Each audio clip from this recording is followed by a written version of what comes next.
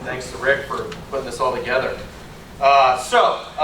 Rick was kind enough to give me a nice big slot, so we're going to talk about show network, and then when we get done with that, I'm actually going to dive in and pull up the second presentation, sort of talking about our show we do and everything. So let's dive into networking. So first off, a little bit who I am.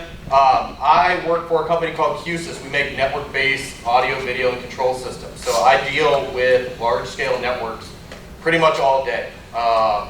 These are, extremely time-sensitive, complex. Think stadium, theme parks, all those places. That's the stuff we deal with. So I happen to live in the networking world a lot. Our show, which I'll get into a lot more and talk about, but it's right 10 minutes up the road from here. We do 7.5 acres. Byron over there is one of the other people involved. We have 6 families involved in this. We do a huge network that spans our whole neighborhood, and we'll talk some more about that. But today, really, we're going to talk about just what makes up a network, so the different components, how devices talk on a network, and then how we can use that to build a couple different types of networks. And then I'll have some time for Q&A. So, what makes a network? A network is really just 2 or more connected devices to share data. It could be as simple as 2 laptops plugged together. It can be as complex as the internet. It really just keeps scaling over size, and that's what we're going to go into, is how we just keep scaling this up and everything. So, parts we've got of a typical home network. You got your modem, your router, your access point, Ethernet switch, and cabling. And sometimes these are all put together in one box, like everybody's favorite old Linksys router right there. And sometimes these are independent pieces. So let's sort of break down a little bit what each one of these do, so that we can use that later on when we start building our network. So, first is cabling. Everything networking uses category twisted pair, or CAT cable. There's a lot of different types when you go to look at buying CAT cable. There's unshielded, shielded, plenum, riser, direct burial, and then they all have a rating. So there's 5E, 6, 6A, there's now 7. All that breaks down into is how much bandwidth they can carry. So 6A can carry a 10 gig network, 5E can carry a 1 gig network. You'll see as they get more, it's all about preventing crosstalk. So you start adding in a plastic divider on 6, 6A, the whole thing's twisted, they're twisted tighter. For our light shows, it really doesn't matter what we're doing. 5E will handle almost everything you're doing just fine. The biggest thing is you want to avoid copper-clad aluminum cabling. It's a way to make this cheaper. So most of these are all copper on the inside. It's solid core copper for any installed type of cable. What they'll do is they'll take aluminum and dip it in copper to try and make it just a little bit cheaper. The problem is that really doesn't hold up well, especially when you're laying and coiling and unlaying and everything. So avoid copper clad, but we use a lot of just plain old, unshielded riser cable. So riser cable is what is ran typically in a building in a wall. This is probably riser right here. You'll see plenum. Plenum doesn't matter at all for what we do. Plenum's used in commercial buildings where there is no air return, and it's basically just a rating on the jacket that it won't put out toxic fumes when it catches fire. So for cabling outside, that doesn't really matter. So usually when we go and get cable, it's whatever we can find cheap on sale, because it will pass, especially when you start getting into differential receivers and everything. It doesn't matter what type you use. So the first part is the router on the network. So routers are used to connect multiple networks together. At your home, this is usually used to connect your local home network to the internet. In larger enterprise networks, it might be used to connect multiple sub-networks to each other and out to the internet. But this is really the brain of your network. It's used, every single network will have a router at some point in it. And a lot of these will also contain what's called a DHCP server. And we'll talk about IPs in a little bit, but this is what gives everything their IP. Now, a lot of home networks will combine the router, the switch, and the access point into one device. But you can get separate devices. So in this case, this right here is just a standalone router.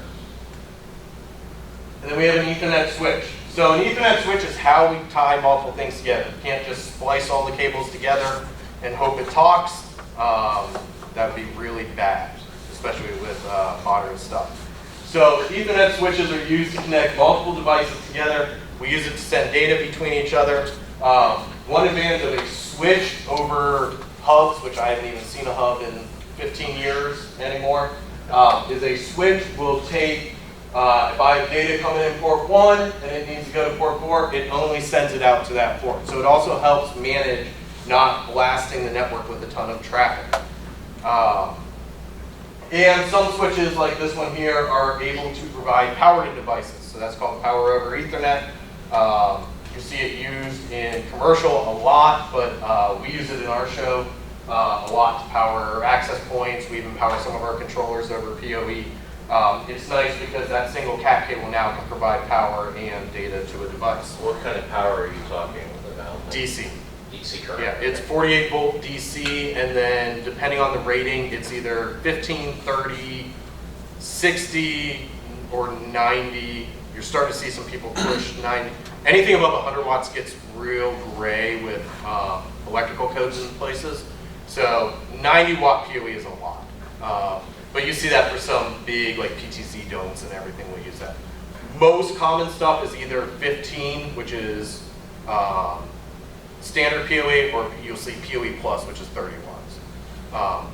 Is that 5 volt or 12 or? It's 48, but then you can down convert. So a lot of cases we will use, we'll buy these little $10 adapters that drop it down to 5 volt and give me my micro USB out. So like all of our K40s we use, we'll put that adapter on it, and then the single cat that powers the K40 also carries power from it. So it's one less thing.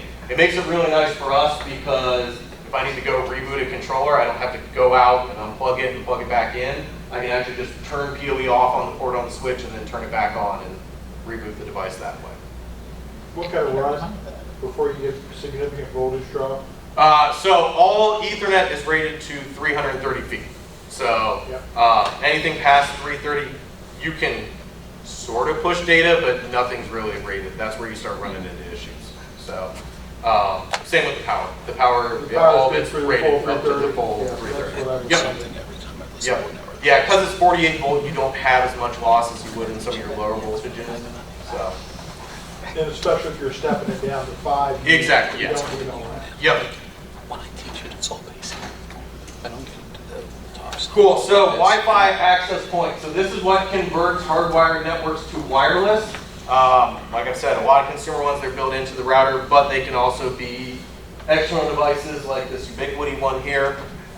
They're all rated by specs. The specs translate to speed. So I'm sure everybody's seen, you know, it's IEEE 802.11 and then A, B, G, N, AC, AX, Wave 1, Wave 2. There's all these different ratings that are different speed ratings of what that access point can handle. One of the important things with Wi-Fi, and we'll talk about this a little later when I get into the architecture, that max speed. So if I have, I'm going to do G, because I remember off the top of my head, is 54 megs. That is shared by all the devices on the network. So if I have 50 devices on my Wi-Fi network, all of those are sharing that max 54 meg. That's one of the reasons I don't run a lot of stuff on Wi-Fi, is because I'm sharing all that data between all my connected devices. So we went over the hardware. Now let's look at the sort of software side, or how these devices communicate on the network. So here we're going to use a lot of little diagrams of my little house. I live on 123 Main Street. In a computer world, that is an IP address. So 192.168.1.123. Those are all what are called, there are 4 octets that define an IP address. And all the numbers on each one of these can range from 1 to 255. Now there's some rules when we do this. There are private networks and public networks. Public networks is the internet. Private network is your house, your show network, anything that's not directly on the internet. So anything in a private has to fall within one of these 3 ranges. So 10.0.0 through any 10 dots, the 172.1.6 to 172.3.1, or 192.168.0 through 255. Any IP outside of that is an IP that exists out on the internet. So if I go and set my devices up and I decide I'm going to use 1.1.1.1, there is a device that exists on the internet with that, and it will have, if I connect my show network, home network, whatever network, to the internet, you'll start running into issues with that.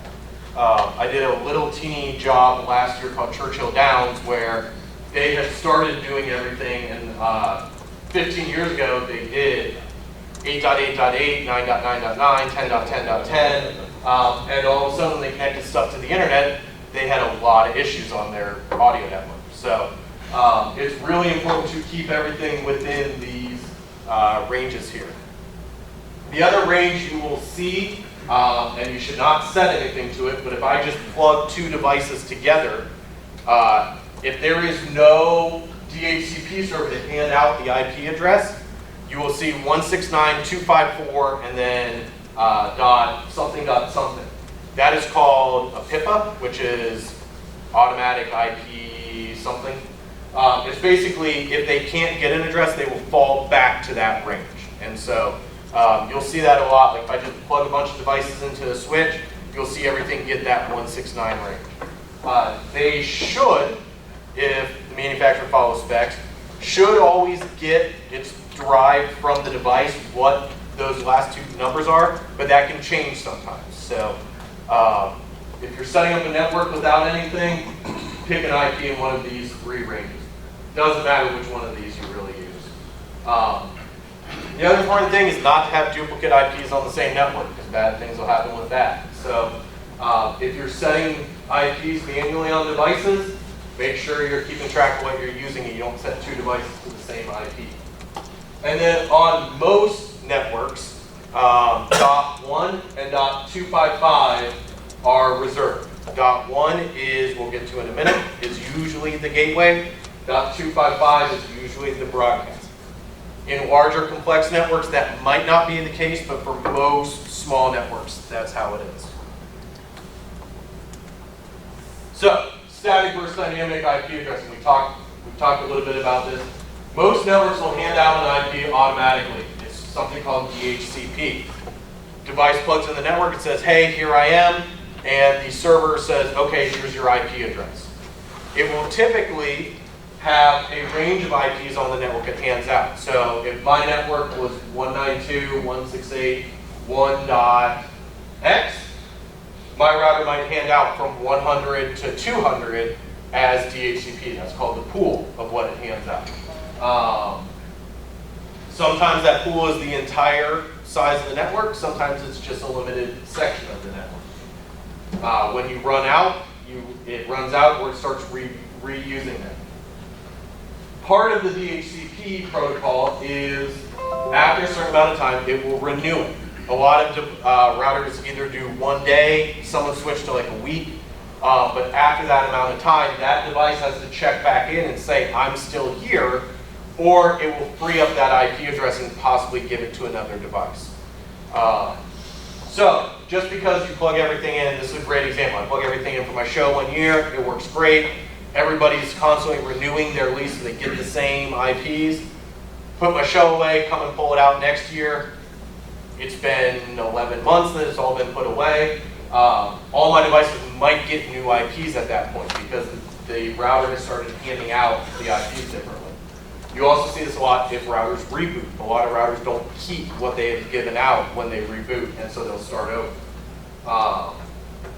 So the way around that, but still to use DHCP, is using what's called a reservation. I can go in, and every device has what's called a MAC address, which looks like a serial number.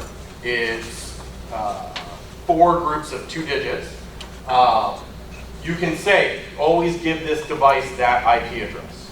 And that's how we run our show network, so that even though it's doing DHCP, I don't have to configure the device at all, but it always gets that same IP address. And usually when you set a reservation, you'll set it outside of that pool you do. So if I'm setting from 100 to 200 as my pool, anything below 100 is where I will set all my reservations. And then if I'm not using DHCP, so if I just connect everything with a switch, that's where I need to go in and then manually set IP addresses on devices. So let's start talking between some devices. So I want to send a message from my house at 123 to this house at 125. In our computer world, I want to send a packet from dot 123 to dot 125. And that's where we introduce the idea of subnetting.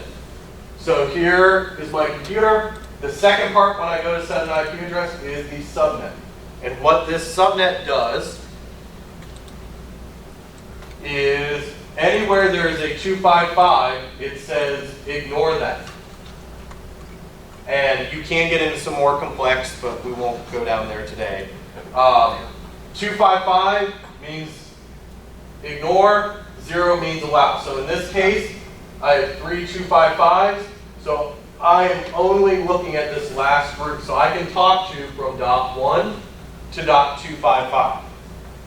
This is how most networks are, at least most home networks. So this gives me 253 devices I can talk to. Most people don't have more than that on their home network.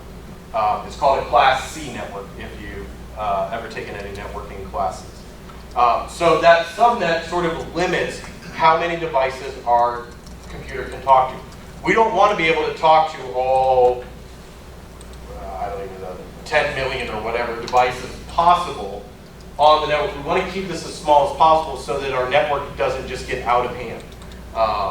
So we want to keep, that's why we keep a nice small subnet like this to be able to limit what we talk to.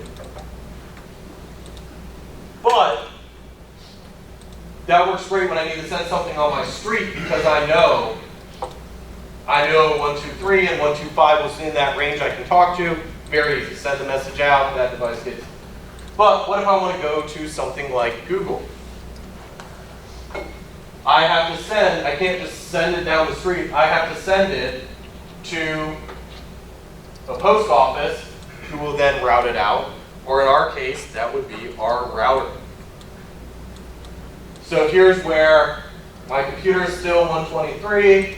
Here's Google's IP, at least as of 2 years ago when I wrote this. This is not in the same range as this. So I need to send that message somewhere else to get it out to that range. And that's where we introduce our router. So our router will have an IP address on our local network and an IP address on the internet.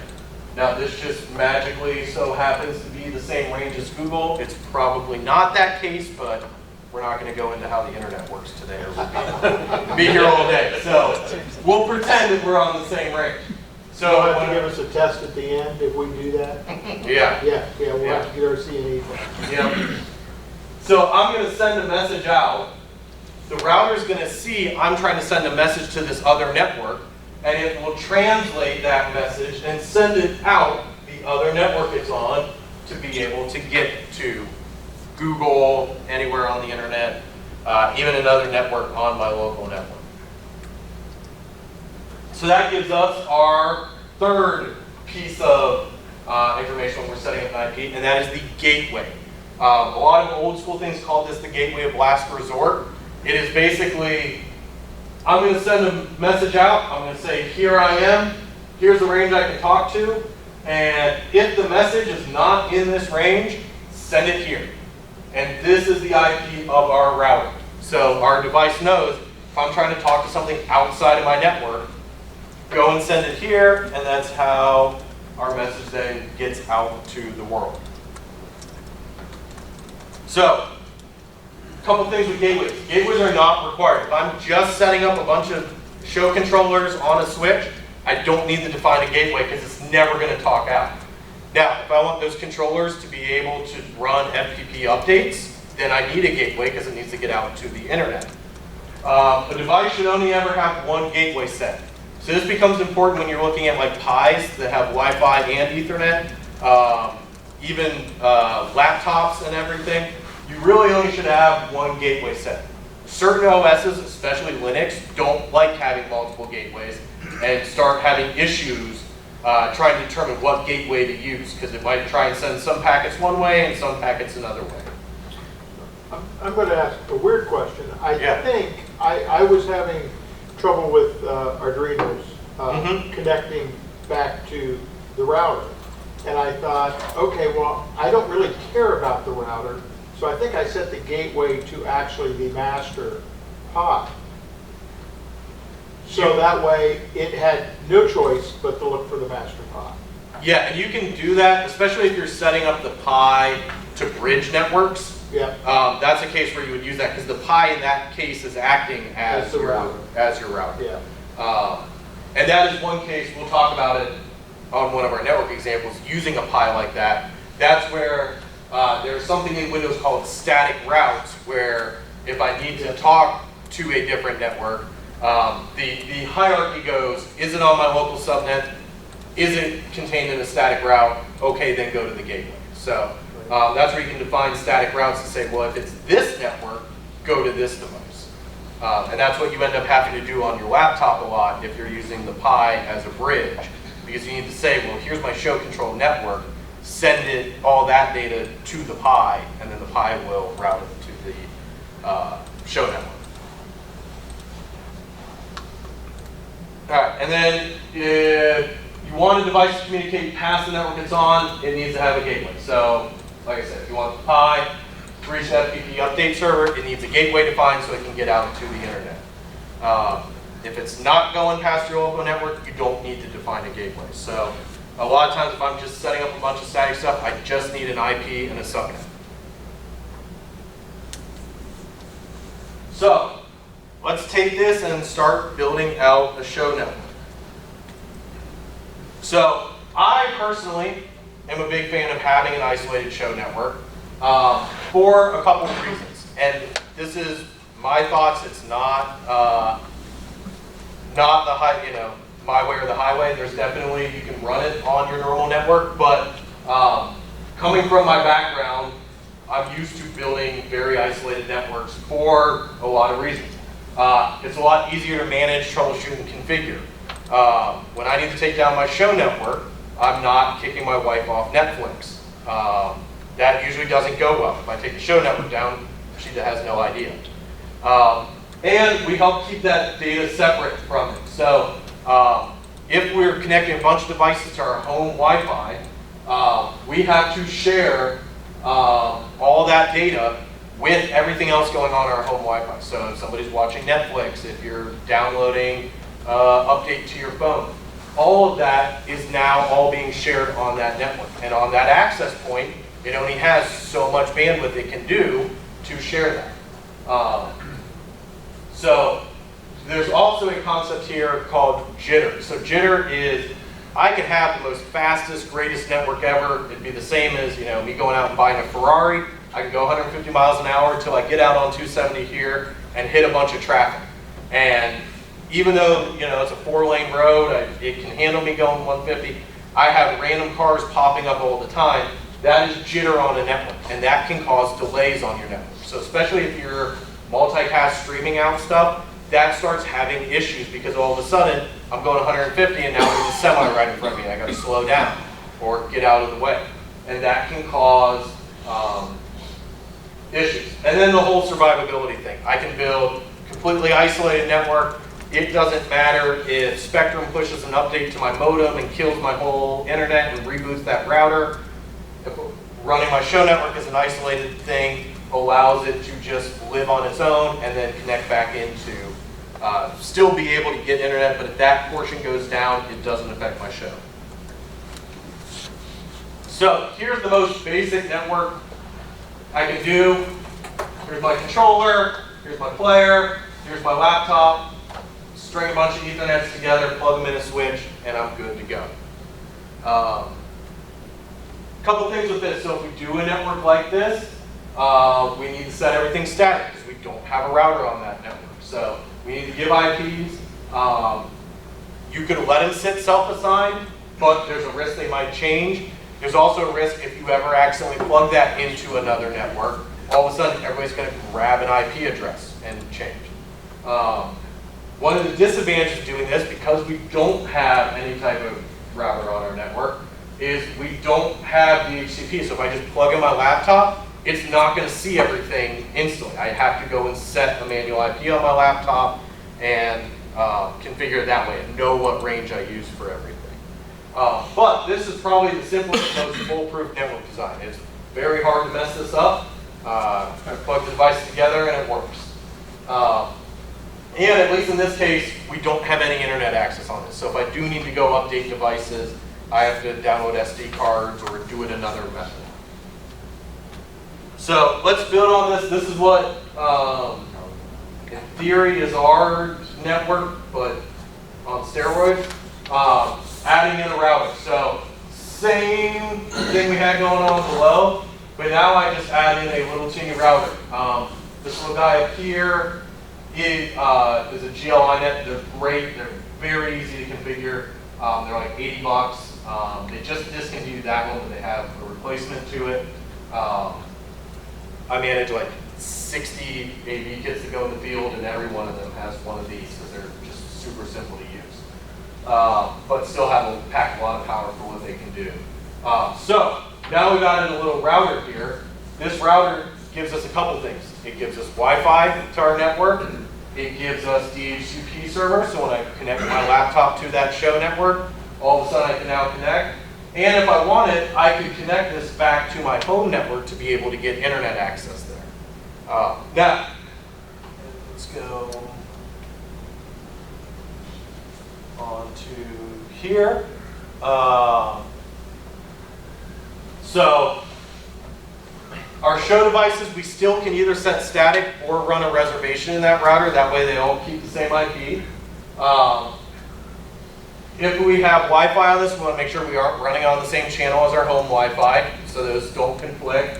And we can connect this to our home network, but we want to make sure whatever IP address range we're using on this router is not the same as our home. So if my home router gives out 192.168.1. I don't want this show router to give out 192.168.1. Because I would start having issues. So in that case, I'd change it to give out 192.168.2. Or I could choose one of those other ranges, 172, do a 10. Doesn't really matter as long as they are outside of each other's ranges.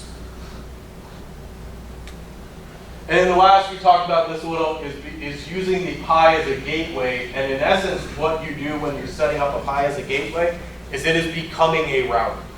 The Pi has two IPs. You can see those. We have 2 for all our show, 1 coming from our home network.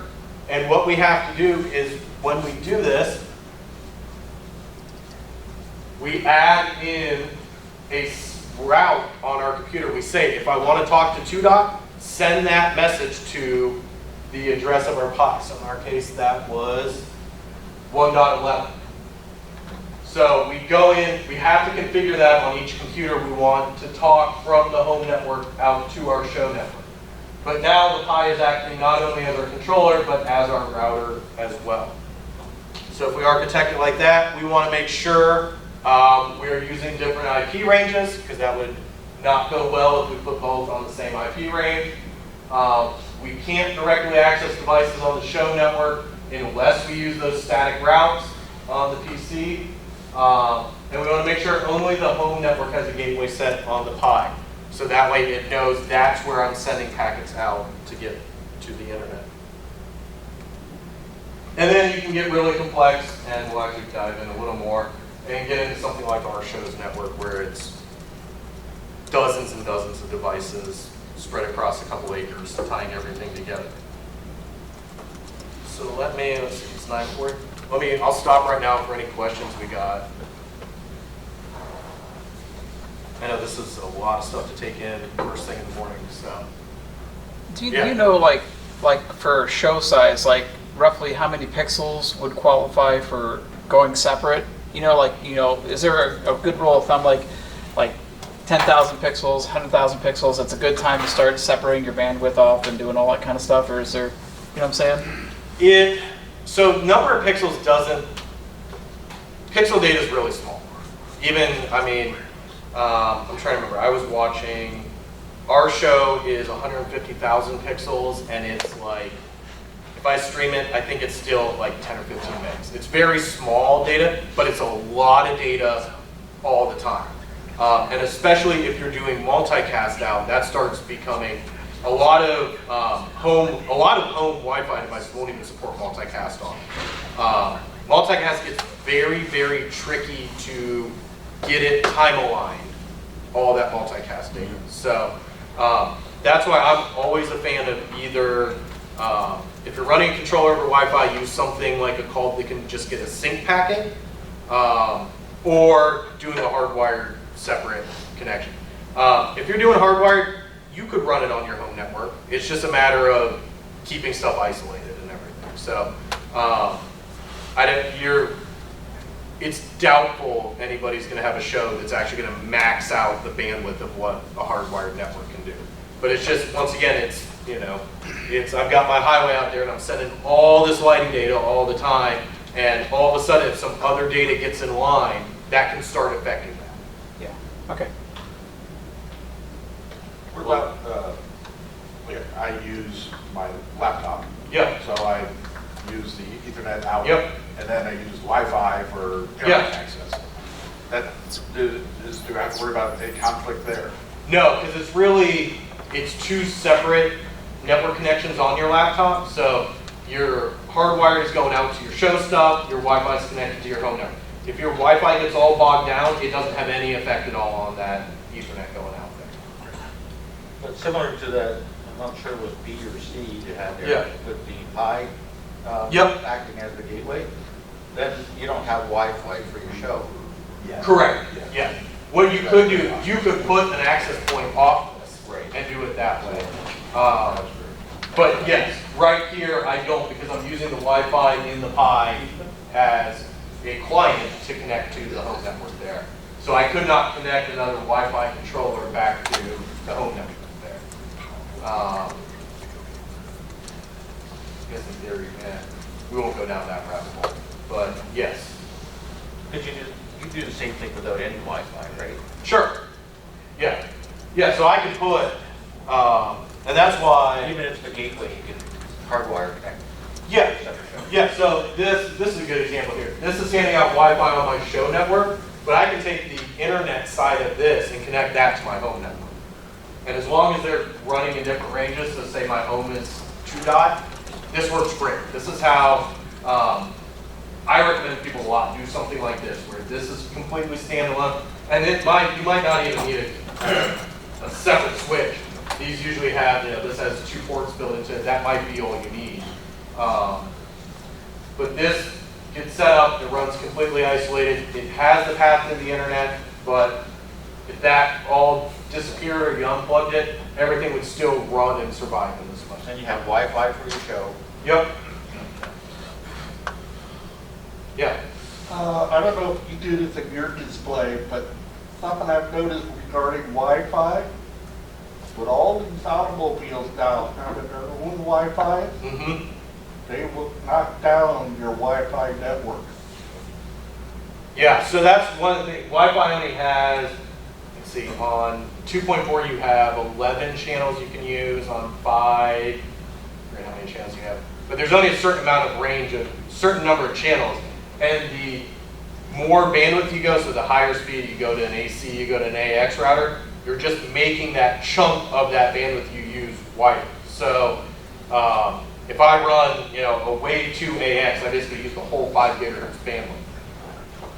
Like Jerry said, if a car pulls up, if something pulls up on that network, or you live in a neighborhood that everybody's got top-of-the-line Wi-Fi routers sitting out, now everybody's competing in that same exact frequency range for what you're doing. So, But it also depends on your client. So if you're using the Yeah. Dixie sticks, you're limited to 2.4. yes, exactly. So And the problem with 2.4 goes a lot further. So that car pulling up, 5 gig might not reach your house, but 2.4 might reach where your Pixie stick is. So there's always trade-offs with everything. There's not one right or wrong way to do it. Well, if you use wire, you don't have to worry about that. correct. Yeah, if your devices support wire. So yes. Well, I've added a second router at the other end of the network Yep. for a mesh Mm-hmm. with the backhaul on 5 since most of my stuff is 2.4. Yep. Yep. Yeah. I want to go back to something you said earlier in your presentation about power over Ethernet. Yep. Did you actually say you can power a controller with a PoE? Yes. So we do it with our K40s. It's all just a matter of having the right step-down controller. I don't power any pixels with PoE, but stuff like Just the K40. board Yeah, itself. just the board itself. Okay, that's what I wanted to clarify. Yeah. Yeah. If you're There's powering your definitely. pixels with PoE, I want to talk.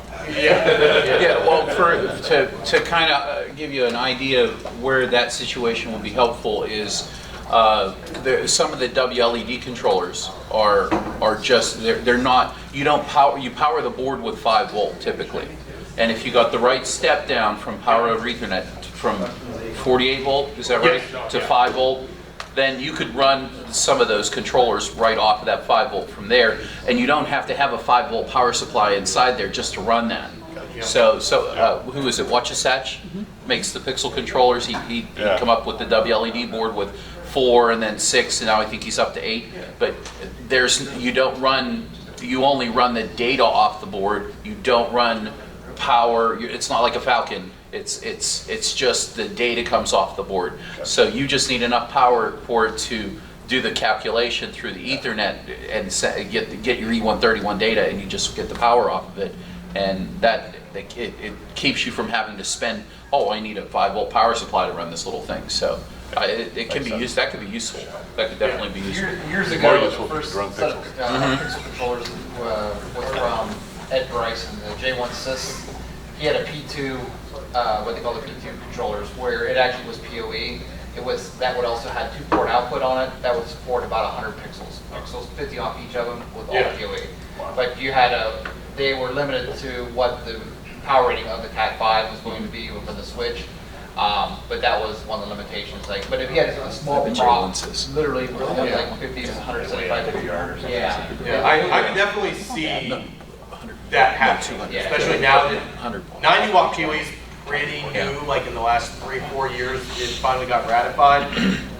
90 watts at 48 volts does translate down to a lot of 12 volts. So you could, in theory, do it. But finding a switch that's cost efficient, And that's, yeah, if you're looking at a switch that much power, yeah, you're looking at enterprise grade equipment that's going to be $1,500 at least.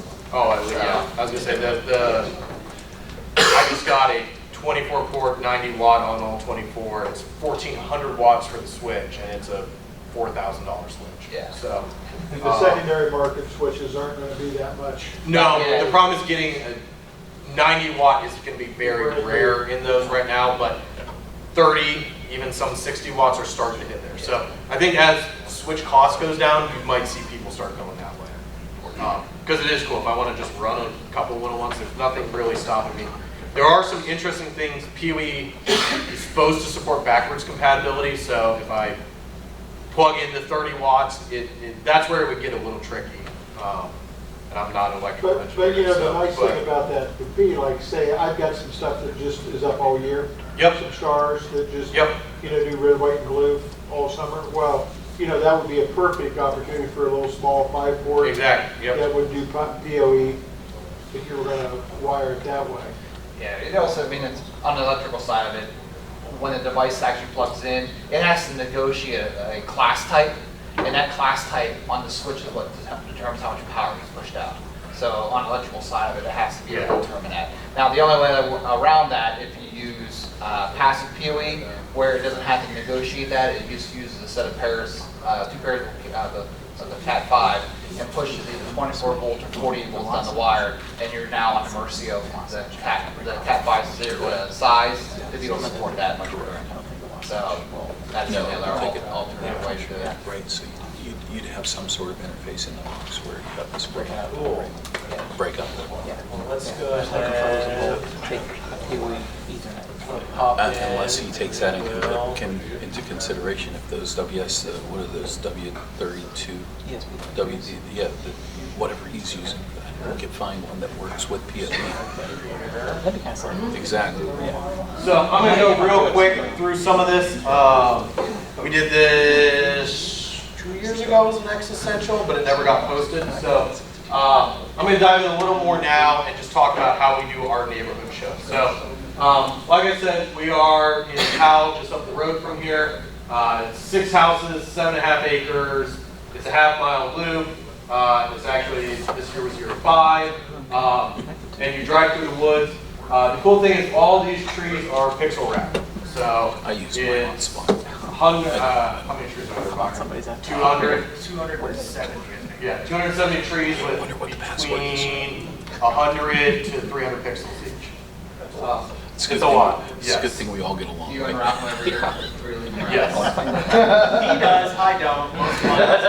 So what are you gonna do when the kids get too old to do that? My kids are too young to do it right Ah, now, okay, so okay, good. I'm still doing it. That's why he keeps his up. They're Yeah, drinking the milk. problem is, it's a Remember that repeat, right? commercial? So the ladder They're is drinking a pain milk. in the ass when you're on the side of a hill to wrap those things, so Yeah. it scares me, so I just leave them on. Yeah. Fixing is needed. So what you're saying is you already have the next generation of light Yes. at the house, okay? Yes. Good. Yeah. In other words, they're drinking milk. And one day, You'll be getting them Yes. if we go back. My 1.5-year-old decided to go 3-year-old already, so I've got great plans for that. We raise donations for Peace for Paws, which is a rescue from high-kill rural shelters. This was 2 years ago, but we raised enough to pull 28 dogs. We started doing this because the first year we just did a show and everybody was like, what are you raising money for? Why are you doing this? We're like, no, we like lights, we want to do this. And so, the company, people thought so we you were have a reason to do batshit it. crazy. There's no reason. So we're like, okay, let's raise that. What's cool is the medical director for the group, she lives in the neighborhood and her husband does the show with us and everything. A lot of us have fostered or adopted dogs from them, so it's a cool group we're real close with and everything. Display. So looking at this over time, it started out with just 2 houses. And started out with 2 houses. What year was that? 18, 19? Something like that. There's reasons to do it besides making money, whatever. Yep. Started out with just 10 Lightorama controllers between the 2 of us, a wireless DMX link, and Pi driving it. We quickly realized people are not smart, and so you need to do some traffic patterns, especially on one-lane roads. Because this is ravine down in here, and there's really steep ditches. So within a week, we had people going head on head. The FedEx truck trying to fight people. It was a grand old time. So traffic became our #1 thing we dealt with.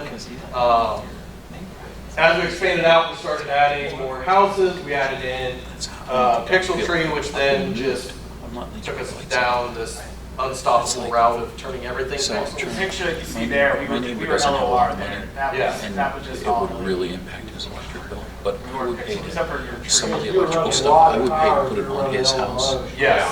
5 miles of extension cables. Yeah, I mean, my first year, I had a controller and I thought, oh, I built a lower controller and I thought, 16 channels, this ought to be cheap, right? And I get that done and I went to Anderson's and spent $600 on extension cords, you know? Yep. And now I have way too many extension cords laying around Yeah, because me everything's too. pixel. So, That's okay, when your kids get older, they'll steal them. Yep. Just so you know that. yep. I'm all good with that. So year 3, we started adding in another house. Year 4, we added in yet another house. I don't have a slide from year 5, but last year we pretty much got rid of everything LLR. The only thing is we have We call it the puking of props out here that are just every reindeer animal thing you can think of. And that is the only LOR controller left, I think, anywhere. There's one back here doing this couple random thing. But everything else is all pixel now. So, which has been fun. So, what we're going to do, I'm just going to walk real quickly through a year and how we get ready for this and start pulling this monstrosity off. So spring and summer, we start doing a lot of off-season projects. A lot of this is all, Byron can talk to some of this, but trenching pipe, we ended up building a bridge through the woods to make it easier to get around, so we have pathways everywhere. That box that you see right there is there's a switch inside of that. Yeah, making faux outdoor Ethernet enclosures. Do you do fiber? We don't. I've thought about it. I was just wondering for that many acres, I was just curious. It is everything. I'll get to the network in a second. We use Ubiquity AirMax. Okay. Because we have to cross streets. If we didn't cross streets, I would probably go that route. So, There's 3 dedicated circuits that I trenched in my woods alone of power. But that's when we were LOR and I thought I needed all of it, now I don't. yeah. And then picking music, authoring soundtracks. So not only do we put this all on, we also make our own soundtrack and then sequence the whole thing. So we do about 6.5 minute loop. That's about as long as we can do to keep people moving and not have them stop and back up traffic all through. You guys have a killer transmitter too.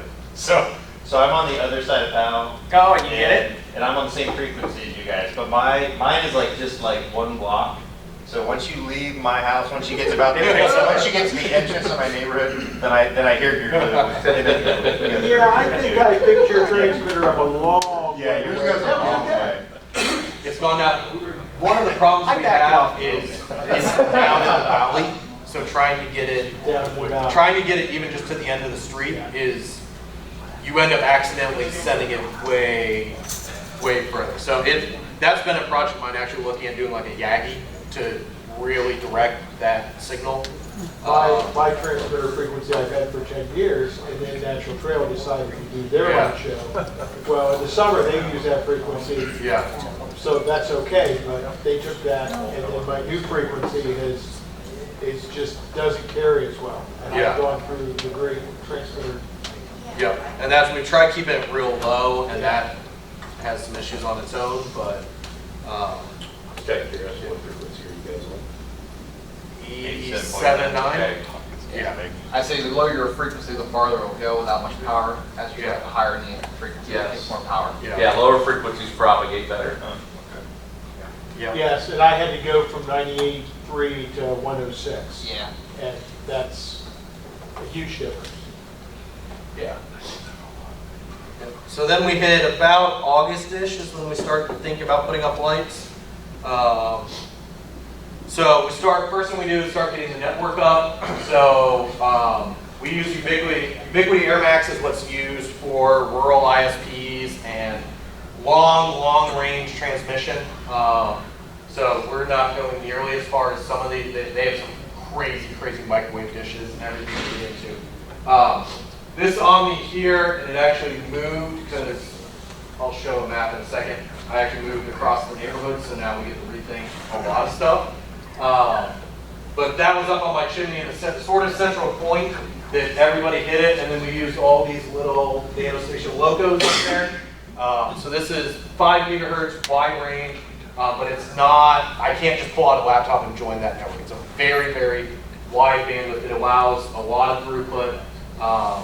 I can get, going a 1/4 mile through woods, I can get about 300 by 300 meg connection, but we're doing everything with sync packets, so speed isn't really a huge issue. So do you see that really fail when the leaves are on in the summer? Is it a lot less? Oh yeah. Because I was using that between me and my dad's house, and we're good in the winter, but in the summer. Yeah, it's probably 50% difference from when the leaves fall. So that's what's fun, especially this time of year, because you get it all up, and especially we have one way down, that one gets a little dicey, and then the minute all the leaves fall, it just turns beautiful. So it's always a race between when the leaves fall and when you want to start really running the show.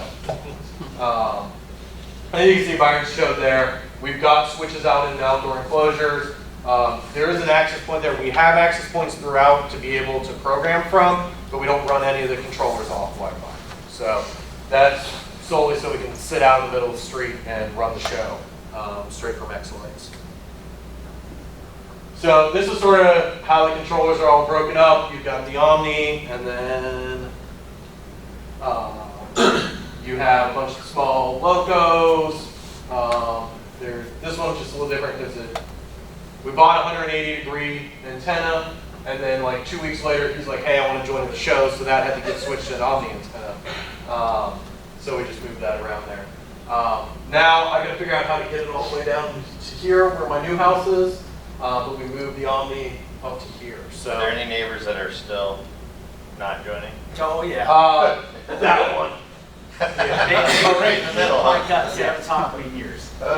Luckily, everybody else along here is all cool with it. They had a quiet little The woman house. I just sold my house to, that was sort of conditional. I didn't even know about it. Luckily, her brother lives right here, so she's very well aware of the show and is all cool with it. When we drive through there, I always think about that. Yeah, because we get There's about maybe one or two houses that maybe don't have lights, and I'm like, busy nights, we'll get 500 cars an hour going Yeah. through. So, you know, it's a single lane road, and we'll back up traffic for miles. Normally, we get a couple cars. Is that you don't have to put up an access point? No, because but that should be. Did you form an HOA as the members of the light show? Control everybody else? So you're kind of thinking like a reverse of what a lot of us go through. Yeah. You have to put up lights or you can't live here. Yeah. Got it. Yeah. Okay. if you get all the houses, we probably should do that at that moment. Yeah. Okay. They've offered to let us, they don't have power on the outside of their house, and so that's been limiting, and just the amount of time just to get all this up. I say that's not a hurdle. Yeah. Our neighbors didn't have power on the outside of their house, so I went over and put outlets in for them. Because I wanted to do it on that side of the street. And I'm like, well, I'll go ahead and put your outlets in for you if you give me some power for the Christmas. Oh yeah, no problem. That was a straight out deal. Yeah, we're hitting a fun, we're starting to hit that limit of getting everything up and in time, and starting to hang on in July, you know. I So- think everybody gets that way. Yeah. I- With one house. Yeah, but yeah, my dad lives next door, and he's saying, "Oh, it's free night at National Trail Raceway," you know, and I'm there thrashing because I've got one string on my Yep. thistle tree that I couldn't get to come on. I said, "Dad, oh come on, you gotta get." And then we get there, and they had deer that ate their cabling, Oh. and they were just having an awful time. Well, Yeah. I worked at National Trail Raceway for 23 years, about 5 owners ago. And Dad says, well, you ought to go offer to help. I says, Dad, I don't want a full-time job. And that's, once it gets going, it is a full-time, just keeping everything up and going. Yeah, so access point switches. So the black are all the long-range antennas. So this is about quarter-mile throw through woods. And then pretty much almost everyone except for a couple, actually there's a switch there now. Trying to just keep this deck up to date is the hardest part. And then we've got a couple strategic access points for programming. So you have pies at all those locations? Just Like remote or one. There's calls everywhere. And then a Oh, pie. Eagle one, okay. Yeah, Only pie we I'll have. get to that Yeah, those in are- 2 Okay. slides. Okay. Here's roughly, I don't know, 2 years ago what the network looked like. This is all ran off the VLAN off my home network, then goes out. It's hardwired, all my controllers, goes out, Wi-Fi, and then each one breaks out. So you can see, we'll come from a mesh, hit a switch, go out to call, go down to another switch, hit call. So all these K40s, these are all PoE powered. There's a couple random, let's see, that PiCap is now K8. Those alpha pixels are there. I would love to get rid of those someday soon. There's a lot of controllers here. So this was 2 years ago, so it's changed a little bit. There's, let's see if I can remember off the top of my head. There's now four K8s, one K16, four K40s. Now there's 6 K40s.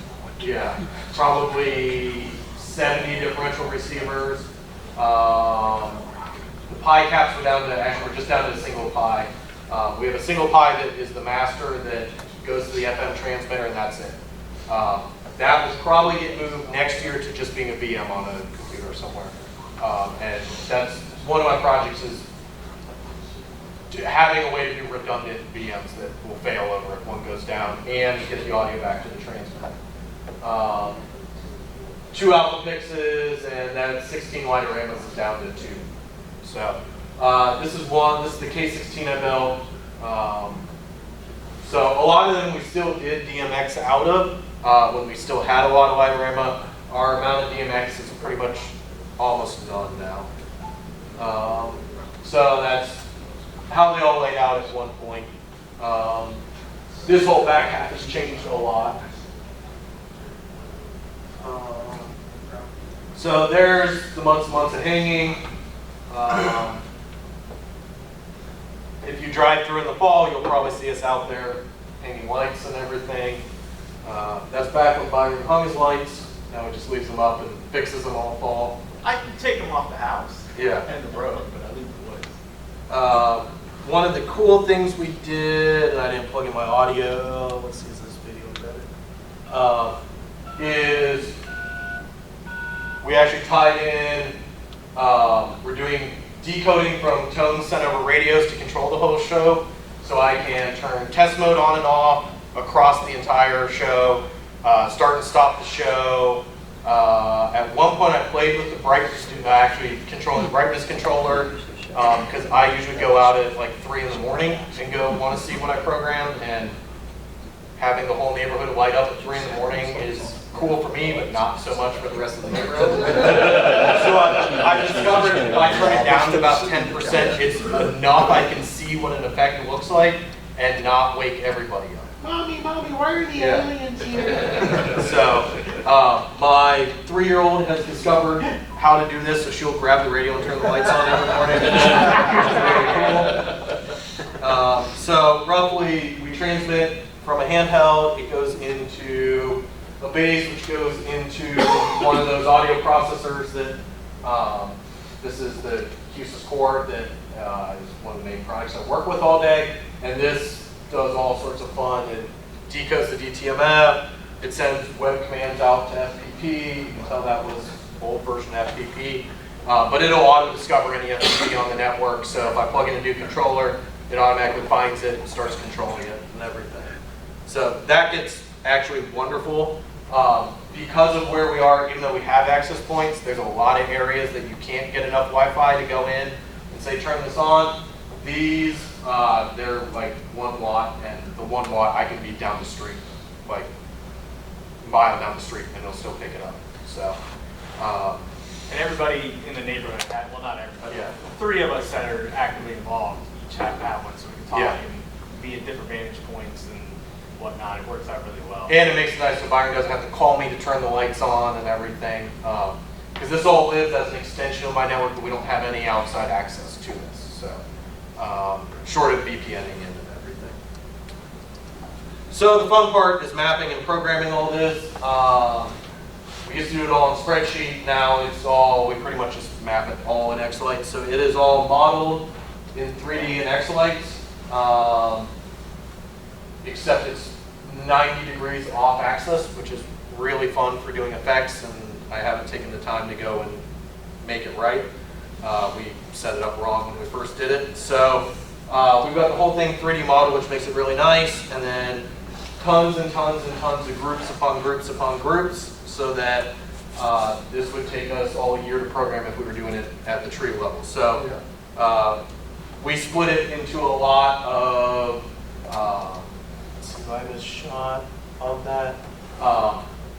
We do a lot of groups that are like, take somebody's house and split it into north-south into quarters, split it in the show into quarters, and then program either quarters or eighths, I've found. Usually that I can do anything musical with that. So we have a lot of 8 groups that splits the trees into groups of 8 and do it like that. But that way, the nice thing too, where everybody is, if you're looking at the first house, you don't see the other houses. So a lot of same things are happening in the show at the same time, but you just don't see it where you are, which makes it go a lot easier. We use Google Drive to sync everything. In the Google Drive app, it actually works really well, unless two people are in it at the same time, but that's about it. So we'll sync this. I mean, I usually have this going between 3 or 4 computers. Byron's got it through a couple of computers. The nice thing is like all sequence during the day while he's working, and then I'll hop off, and then he'll hop on in the evening and see if he's oh yeah, there you go. It's in your presentation. Yeah. Yeah, so Byron sequence during the day, we'll run it in the evening, and then I run all night programming it. And then, depending how nice I feel, I either wait until the morning to run it, or like I said, I'll go out at 2, 3 in the morning and start running it. So if you happen to be driving by at 3 in the morning, come stop by and watch it. So, yeah. Any plan to move it away from Google Drive? Not right now. I'm looking to get off, Yeah. because like I have Windows 7, Yeah. they're terminating. Yeah, so for work, I use OneDrive for everything, and that works well. The other thing I've thought about at some point is we both have Synology NASs, which has a similar solution. Google Drive is honestly just easy, and like you run your whole company off Google, so it's really easy to do that. Works well. And the app runs. The reason I like it too, because during the non-Christmas light season, I can just turn off. That's the only thing I use Google Drive to sync on. Yeah. So I just turn off the sync app during the rest of the year.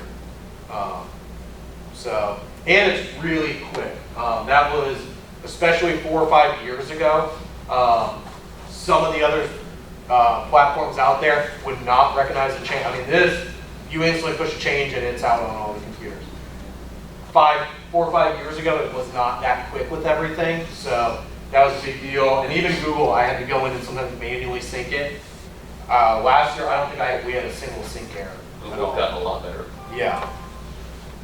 So I was bummed because it looked like they almost did the desktop thing and then they brought it back. I think it's now back up in sync or whatever they call it. Yeah, the only bad thing is that you can't narrow or go down to the folder level and only share a folder versus it's all or nothing. Yeah, there is. How did I do it? There was a way on my desktop I set up to only sync the folder and not the rest of my drive.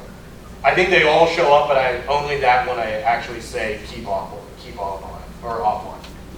So, Sorry, I missed it. So you're just using that to share your sequence files as yep, you guys build yeah. up? So we Okay. sequence everything. It's one show file. It's one Yeah, sequence we do for the whole Okay. show. Yeah, and I'll make sure I check the modified date and time to make sure that, you know, it shows that when he was on it last or when I was on it, make sure that I hit the update before I get in and it didn't sync and we screw up a day's worth of programming.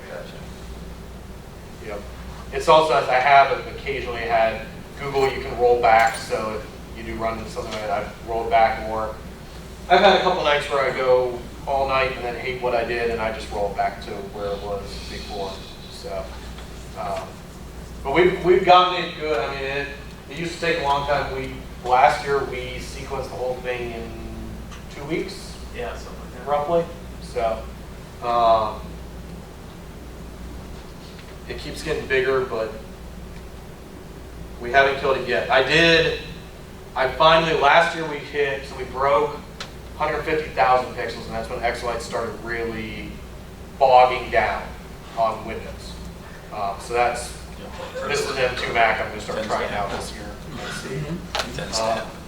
It just would you go and do something, and the whole program would just sit there and freeze, and then start going again. And so it wasn't even like total render time was fine. It just, the program really, we used to be Vixen way back in the day, and when we went to like 40,000 pixels, that killed Vixen. And so then we went to Xlights. And it seems to be doing okay now, and it would still go, but I mean, that was a year-old quad-core i7, 32 gigs RAM, and still just, I'm sure we'll kill it at some point soon. So, and just keep going from there. So, you just learn to sit and wait for it and let it catch up and go from there. We usually throw a big opening party. One thing we did learn is never make a Facebook event because that went disastrously like 2 or 3 years ago. All of a sudden, well, first off, it got shared to like 100,000 people. And 10,000 people were supposedly showing up, which didn't happen. But then the minute it happened, thousands upon thousands of scam messages of pay here to see this, and we just said screw it, enough people know about our show, they'll come find it. So we do run a normal Facebook page, but Facebook events was a terrible, terrible idea. So once we get everything up and running, Ubiquity for the AirMax stuff, we use that to monitor all the antennas and everything, so this will manage firmware and also give us uptime of all the antennas. Then we moved all the monitoring, so this is basically custom monitoring software I wrote within our AV control environment. So this goes out, interrogates all the FPPs, gets us status on all the FPPs, does all the two-way radio integration. It listens to an FM. I have a rack mount FM receiver that feeds audio back in, so it actually knows when the show is playing and looks for audio on that frequency. If it's not playing, it triggers a warning. If it doesn't get audio and the show is not playing, it doesn't trigger a warning. So you're using it as a silent sense almost? Yes, yeah. So it's basically, if the show's going and there's no audio, hey, warn me, otherwise don't do that. And monitors all the network stuff. So it's all written in LUO. It uses the APIs for FTP, which is, you can do some crazy cool stuff with that. One of my projects at some point, because of the number of controllers we have, SD cards do go bad. My next step is actually to have it back up controllers and automatically reload controllers if I were to wipe one and put it in. But it gives us this real nice looking UI. So we have a map. We can pull this. This is pulled up a couple places throughout the show. So there's a shed where everything runs out of. There's a computer in there running it.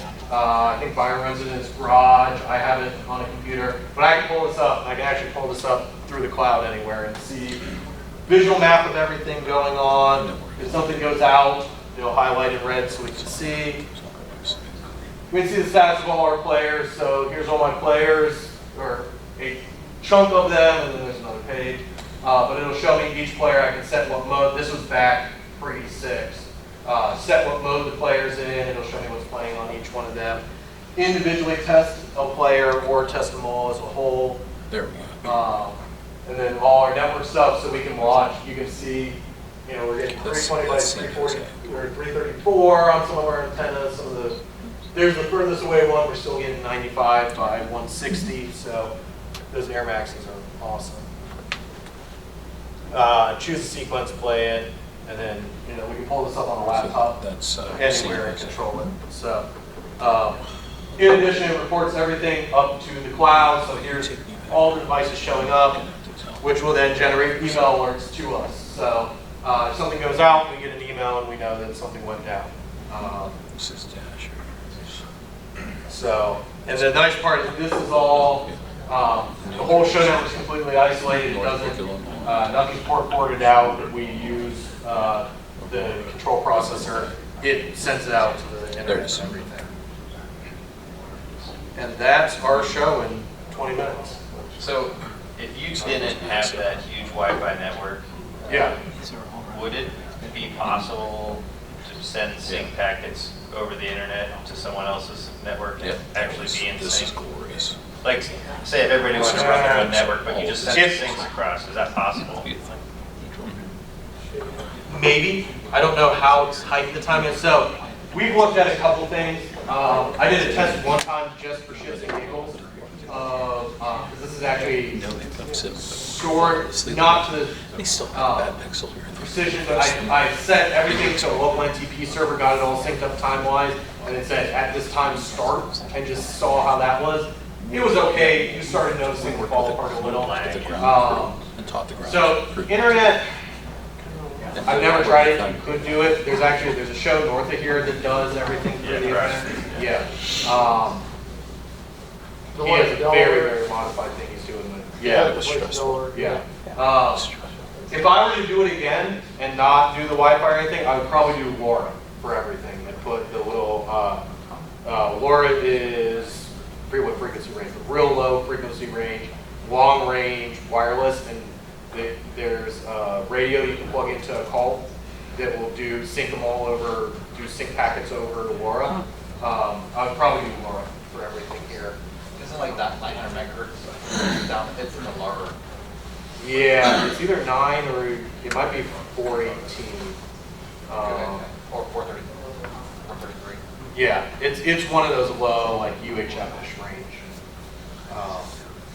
But that's another way you could do it. That's what I was getting at, those, Yeah. if you were doing, you know, lights in a neighborhood and they just were like, hey, I want to do my house. Yeah. Can I just use your, you know, sequences Yeah. and we can kind of just, I don't know, you can just kind of hook me up like, but it's 10 houses down or something. Yeah, and LoRa can go quarter mile Yeah. or so that's probably how I do it. I mean, when we first started this, we did wireless DMX, like DJ wireless DMX adapters, and that worked actually pretty well.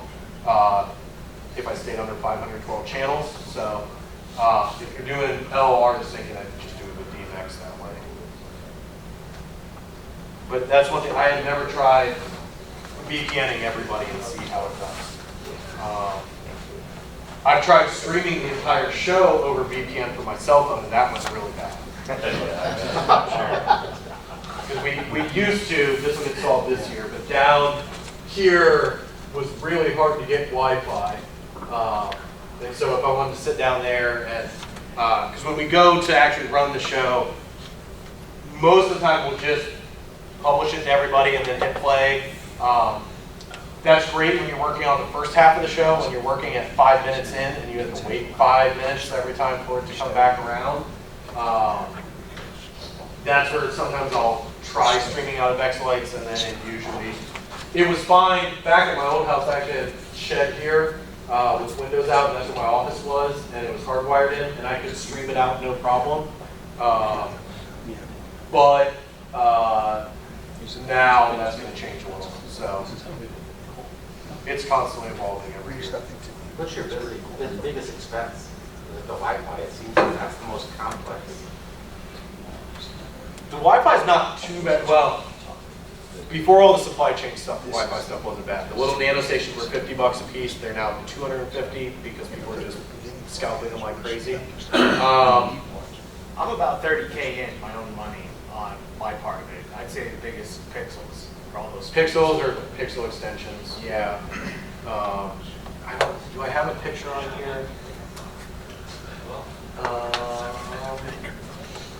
I'd say probably. Are you still adding a lot, or are you kind of getting to like a more? So my portion is I'm done, but like last year we added the house at the very end and the turn. They were on my old LEDs that I had when I moved to pixels. They don't have a whole lot of money, and so I'm like, tell you what, we'll put you on LOR. So I made the turn down at the bottom there's something. And he wanted to go pixels, so I bought a ton of pixels, and I was going to resell them online. And I'm like, you know what, I want to just put them on your trees. You got to help me with the labor. So I bought pretty much what Kevin doesn't have there. I bought most of it, minus Dave's house. Then this year we went with where the red is, that's Roland, same thing. I'm like, hey man, I'm just gonna give you pixels. Because honestly it's selfish for us because it makes it easier. Because we can just sequence our house and then flop it on and we don't have to do the LOR stuff. So yeah, I mean Kevin's got his own stuff and Dave's got his stuff and the rest of it is Steve down there, yeah, with the top with the dragon in the woods. How do you have full-time jobs and then this? So I own my own business, Buckeye Entertainment. We're a wedding DJ company. We do about 500 weddings a year, and I don't actively DJ anymore. So I work for about an hour a day. I answer some emails and I'm done. So I'm out here sun up to sundown. I hang a good chunk of it. I hang mine and Roland's and the red ones. And I get all the controllers and stuff at one at the end. He paid somebody to put up in the trees because his hills are real steep. But Kevin does all his, which I hang in the middle of the night. Yeah. The DeWalt job site light is the best thing I've ever bought. Have you seen the Ryobi lights that use the 18-volt battery? The DeWalt one doesn't. It's a huge tripod. You Yeah. can 20 volt on, and yes. Yeah, my son bought one of those. Man, I was working on the car the other night. But man, this is nice. Yep. Yeah, I look out my window and I can see where Kevin is working out the woods. It's lit up. So So yeah, I will be out there midnight, 1, 2 a.m. hanging stuff. Yeah. When do you guys start setting out? August. August. Yeah. August, and then we open Black Friday. So.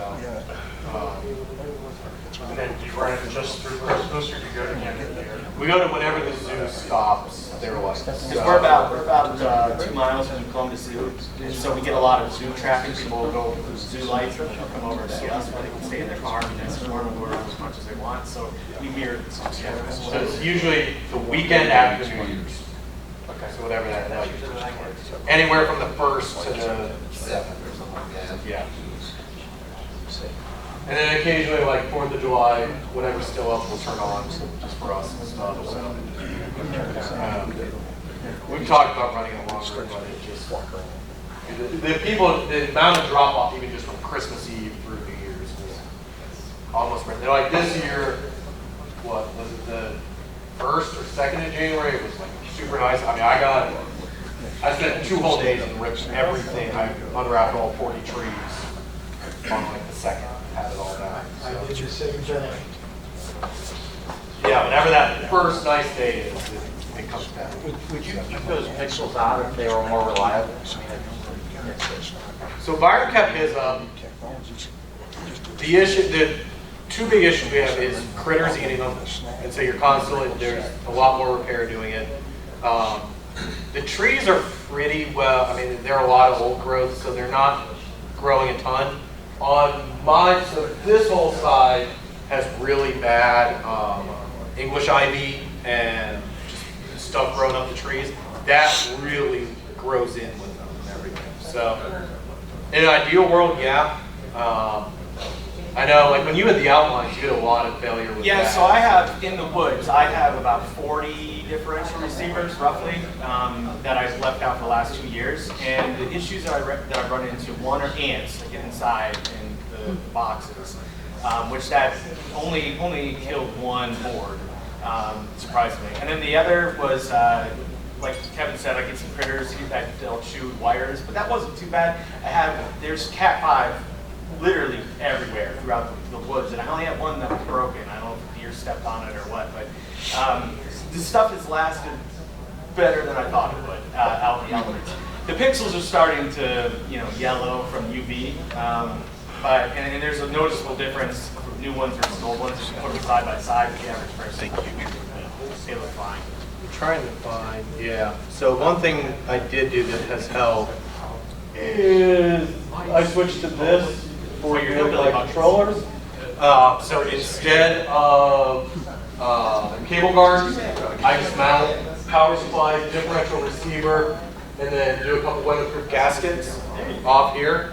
And this works really well. It's $3 for the bucket versus however much a weather guard box costs or a cable guard. And then I just take a trash bag over the whole thing, throw a couple bricks in the bottom, and then Added bonus to that is everything smells like pickles. yeah, that's it. But storing it too, I can fit 10 of these lids in a big black tub, and then the buckets just stack up. I have tons of buckets to use around the house too.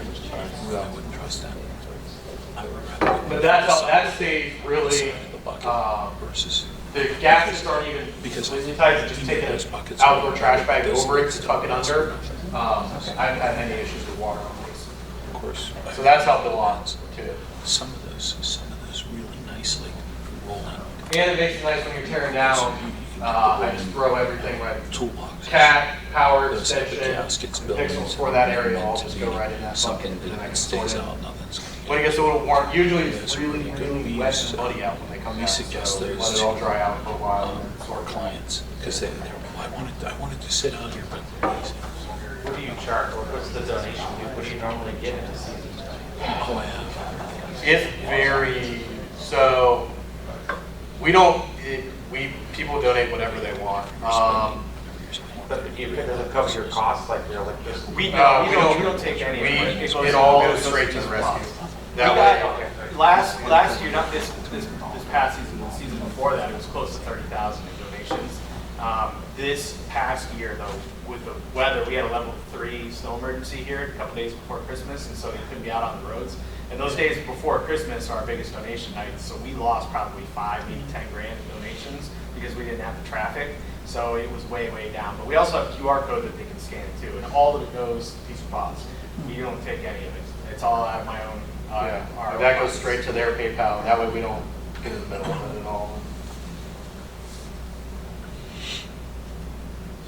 Yeah, we're their biggest fundraiser every year, and they take us out for dinner after the show, which is really nice. Everybody in the neighborhood, they take us all out. So the nice thing about this too, minus the people that hate us, is that our whole neighborhood is come together. We all hang out. We have fires. Like it's like a community. You know, all drink beers together, whatever. So it's really brought that little section of our neighborhood together. You know, we're all friends. And kind of bonded. Everybody's minus that one house is, you know, we just tolerate the traffic, and everybody seems to love it. They made it a tradition, so we can't stop now. We're in it.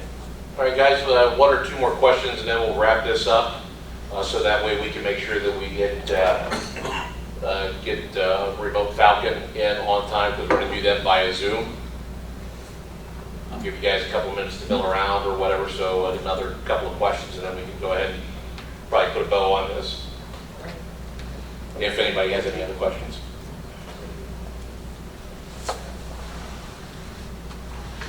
Really? Seriously? Okay. All right. Cool. All right. Well, let's give Kevin a big round of applause.